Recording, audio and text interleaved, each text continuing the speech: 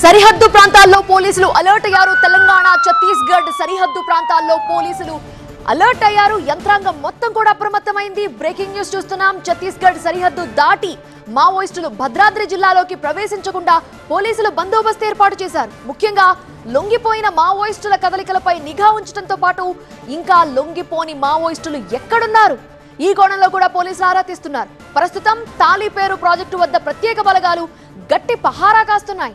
మావోయిస్టుల చొరబాటును అడ్డుకోవడానికి అటవీ ప్రాంతాన్ని పోలీసు బలగాలు జల్లెడబడుతున్నాయి. అనుమానాస్పద కదలికలపై ప్రత్యేకంగా దృష్టి సారించి సరిహద్దు గ్రామాల్లో తనిఖీలను ముమ్మరం చేశారు.